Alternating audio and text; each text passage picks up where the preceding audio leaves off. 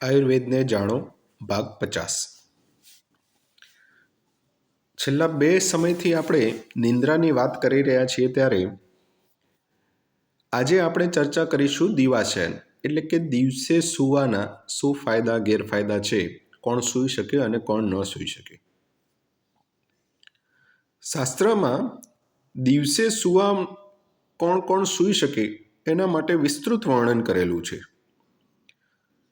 તો જે દિવસે સૂઈ શકે છે એવા વ્યક્તિઓ છે કે જેને ગીત સતત ગાવાનું થતું હોય, અથવા તો જે અભ્યાસ કરતા હોય, એટલે કે માનસિક આવું કામ કરતા હોય એ વ્યક્તિઓ।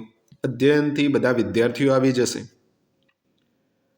જે મદિરાપાન નિયમિત કરતા હોય, કારણ કે મદિરાપાન વધારે કરી અને જેનું શરીર પાતળું થઈ ગયું છે એ લોકો, સ્ત્રી પ્રસંગ વધારે કરીને જેનું શરીર પાતળું થઈ ગયું છે એ લોકો, આ સિવાય વધારે પડતી વજન વગેરે ઉપાડી કે શારીરિક કામ કરી અને જે થાકી ગયા છે કે પાતળા થઈ ગયા છે એ લોકો, લાંબો રાસ્તો ચાલતા જે થાકી ગયા છે, મતલબ બહુ જ લાંબુ ચાલવાનું થયું છે અને આજે થાકી ગયા છે, તો પહેલાંના લોકો બી જ્યારે ચાલતા જતા ત્યારે વચ્ચે વિશ્રામ વગેરે કરી લેતા હતા। અજીર્ણી એટલે કે જેનું ભોજન પચ્યું નથી, કોઈ તકલીફ કે કોઈ રોગના લીધે ભોજન નથી પચ્યું એવા લોકો। ક્ષતક્ષીણ એટલે કે કંઈક વધારે કાર્ય કરવાથી અથવા તો રોગના લીધે જેનું શરીર ક્ષીણ થઈ ગયું છે એ લોકો।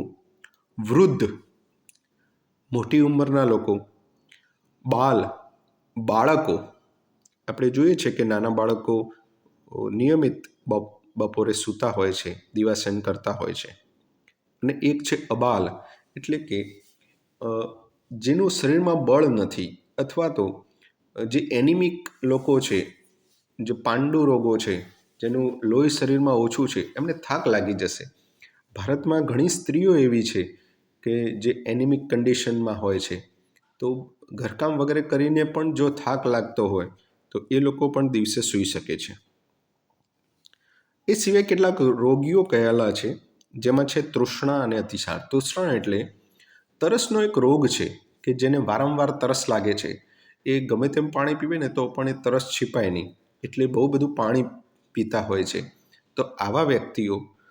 અતિસાર એટલે કે ડાયરિયા, ઝાડા થઈ જવા, તો સ્વાભાવિક છે જે વારંવાર સ્ટૂલ પાસ કરવા જશે કે મોશન થઈ ગયા હશે ત્યારે શરીરમાં શક્તિ રહેતી નથી, ત્યારે પણ આરામ કરવો પડે છે। કોઈ દુખાવો વગેરે થતો હોય શરીરમાં। જે શ્વાસના રોગીઓ છે અને હિક્કાના રોગીઓ, એટલે જેને અસ્થમા વગેરે છે, કાં તો હિચકી પણ એક પ્રકારનો રોગ છે જેને સતત હિચકી આવી જાય, એ આ શ્વાસ અને હિક્કાના રોગીઓ પણ થાકી જતા હોય છે, શરીર પાતળું થઈ જતું હોય છે। આવા વ્યક્તિઓએ પણ દિવસે આરામ કરી શકે। આ સિવાય કંઈક વાગ્યું હોય, કંઈ ઉપરથી પડ્યા હોય ને વાગ્યું હોય એવા લોકો। જે માનસિક બીમાર લોકો છે એ પણ દિવસે સૂઈ શકે છે, જેને માનસિક ઘણા લોકોને દવા ચાલતી હોય છે, એ લોકો દિવસે સૂઈ શકે છે। જે મુસાફરી કરીને થાક્યા હોય, કોઈ વાહનની અંદર આપણને કંઈ જોયું છે કે ક્યાંક લાંબી મુસાફરી કરીને આવીએ તો પ્રકારનો થાક લાગતો હોય છે, તો એ લોકો પણ દિવસે સૂઈ શકે છે। રાત્રે જેને ઉજાગરો થયો છે એ લોકો દિવસે સૂઈ શકે છે। ક્રોધ, શોક કે ભયથી જે લોકો પીડિત છે, ઘણાના ઘરમાં કોઈ સ્વજન ગુજરી ગયા હોય તો શોક વગેરે હોય છે, તો આવા વ્યક્તિઓ પણ દિવસે સૂઈ શકે છે। આ જેટલા પણ લોકો દિવસે સૂવાનું વાત છે, એ બધા જ લોકો વાયુ વધવાથી પીડિત થતા હોય છે।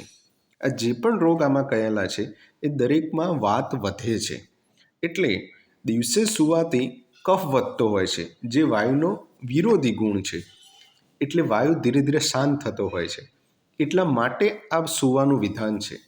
અને દિવસે જે સૂવાનું વિધાન છે એ હંમેશા શક્ય હોય તો બપોરે જમ્યાના પહેલાં રાખવું, જમ્યા પછી તરત સૂવું એ ખૂબ હિતકારક નથી। એટલે જ્યારે દિવસે સૂવાની જરૂરિયાત, માની લો કે રાત્રે કોઈ ઉજાગરો થયો છે કે કંઈ રાતના પ્રવાસ કરીને આવ્યા છીએ તો શરીર થાકેલું છે તો દિવસે વહેલા સૂઈ જવું અને ઊંઘ પૂરી થયા પછી ઉઠીને બપોરનું જમવાનું થાય, આવું જો આયોજન થઈ શકતું હોય તો આવું કરવું આપણા શરીર માટે વધારે હિતાવહ છે. કારણ કે આયુર્વેદમાં એક શ્લોક કહેલો છે કે રાત્રો જાગરણમ વૃક્ષમ સ્નિગ્ધમ પ્રસ્વપ્નમ દિવા અવૃક્ષમ અનઅભિસંધિ ત્વાસીન પ્રચલિતવાન. માની લો કે કોઈ એવા વ્યક્તિઓ છે કે જેને દિવસે સૂયા વગર ચાલતું નથી, તો એવા વ્યક્તિઓએ શાસ્ત્રમાં એવું કહ્યું છે કે બપોરે બેઠા બેઠા સૂઈ લેવું જોઈએ. રાત્રે જાગવું એ રૂક્ષતાકારક છે, એટલે કે રાત્રે જાગવાથી શરીરમાં વાયુ વધે છે, રૂક્ષતા વધે છે. જે લોકો રાત્રે જાગવાની જોબ વગેરે કરતા હોય છે, મેં જોયું છે એવું કે એમને બ્લડ પ્રેશરની દવા ચાલુ થઈ જતી હોય છે. અમુક વર્ષ સુધી જો એવી જોબ કરવામાં આવે કે રાત્રે જાગવામાં આવે છે તો બ્લડ પ્રેશરની દવા ચાલુ થઈ જતી હોય છે. આજની યંગ જનરેશનમાં પણ જે બ્લડ પ્રેશર વગેરેની મેડિસિન ચાલુ થવાનું એક કારણ આ પણ છે કે રાત્રિ જાગરણ થઈ રહ્યું છે વધારે. બીજું કયું છે કે સ્નિગ્ધમ પ્રસ્વપ્નમ દિવા, એટલે બપોરે જમ્યા પછી ઊંઘવાથી શરીરમાં સ્નિગ્ધતા પેદા થાય છે, એટલે કફજન્ય રોગો થાય છે. તો જે કફજન્ય રોગોવાળા છે એમને તો ખાસ ન જવું. સૌથી મોટો કફજન્ય રોગ એટલે કે મેદવૃદ્ધિ. શરીર જેનું વધી ગયું છે, વજન વધી ગયું છે, એમને દિવસે બિલકુલ ન સૂવું જોઈએ. ઘણા વજન ઉતારવાવાળા દર્દીઓ આવતા હોય છે અને બપોરે 1 કલાક 2 કલાક 2.5 કલાક આવું સૂતા હોય છે. તો સૌથી પહેલાં તો એ બંધ કરવાની જરૂર છે. અને શાસ્ત્રમાં એ પણ કહ્યું છે કે જો ટેવ પડી ગઈ છે અને તમારે છોડવું છે, કાં તો તમે એવું કંઈક કામ કરો છો જેમાં થાક લાગે છે અને તમારે એક પાવર નેપ, આજકાલ જે શબ્દ વપરાય છે પાવર નેપ, તો પાવર નેપ લઈ લેવો જોઈએ. હું એવી બી સલાહ આપતો હોઉં છું કે તમે 10 મિનિટ કે 15 મિનિટ સૂઈ લો, પછી તરત ઊભા થઈ જાઓ. અથવા તો સૌથી સારું શાસ્ત્રમાં જેમ કહ્યું છે કે બેઠા બેઠા સૂવો. જે આરામ ખુરશી વગેરે હોય છે, ઘણા ફિલ્મોમાં આપણે જોયું છે કે દાદાજી આરામ ખુરશીમાં બેઠા બેઠા છાપું વાંચતા વાંચતા બપોરે આરામ કરતા હોય છે. આવું કરવું જોઈએ. અથવા તો ફોરેનમાં પણ એવું ચાલે છે કે ઓન ડેસ્ક પાવર નેપ, એટલે કે જ્યાં કામનું ટેબલ હોય એના ઉપર જ 10-15 મિનિટ માથું રાખી અને સૂઈ જવું. તો આ બેઠા બેઠા જે સૂવાની વાત છે એ આપણા શરીરને કંઈ નુકસાન કરતું નથી. વધુ માહિતી આપણે કાલે જોઈશું. ધન્યવાદ.